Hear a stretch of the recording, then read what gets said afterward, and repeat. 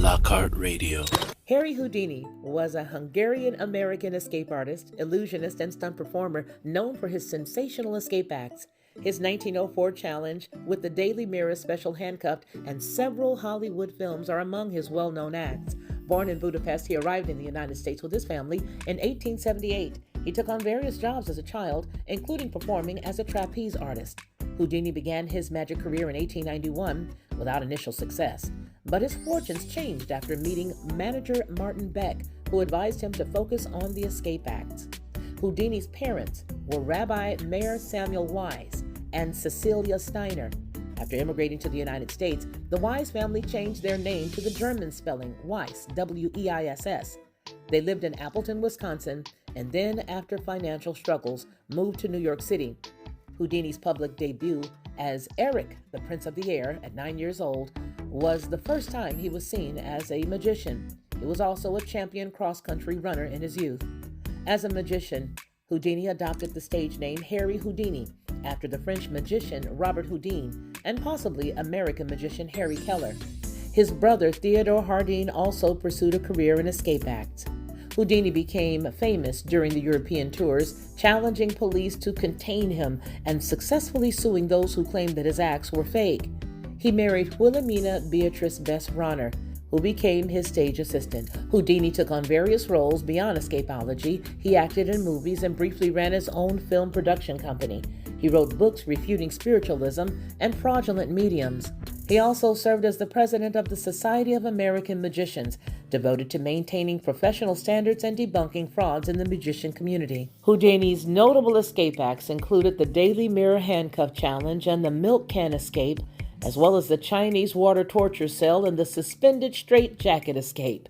He wrote the book Unmasking of Robert Houdin, criticizing his former idol, a magician among spirits, which confronted the spiritualist frauds. His voice was recorded on Edison wax cylinders in 1914. Houdini vehemently defended his methods and sued for slander when he was challenged, and he was also a Freemason who had purchased a townhouse in Harlem. Late in life, he suffered a fatal blow to his abdomen by Jocelyn Gordon Whitehead. Houdini was hospitalized and died of peritonitis in October of 1926. Afterward, his estate and his effects, as well as his memorabilia, were inherited by his brother and later obtained by collectors, including David Copperfield. Attempts to communicate with Houdini after death through seances, as per a pact between him and his wife, were unsuccessful. He was born March 24, 1874, as Ehrich Weiss. His birthplace was Budapest, Austria-Hungary, and he died October 31, 1926. In a book, The Man Who Killed Houdini, an investigation by Don Bell, you'll find some interesting information. With more than 2 decades of research, it provides the basis for this true life detective story of the mysterious man who stepped into Harry Houdini's dressing room on an October night in 1926. He delivered one fatal sucker punch and then vanished from the public eye completely.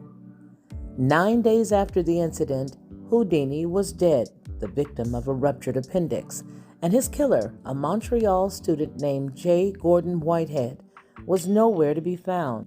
Up to now, this tale of a mistimed punch and untimely death had become a myth, with many questions still unanswered. What happened to the man who threw the fatal punch?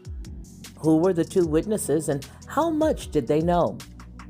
Was Houdini's death truly an accident?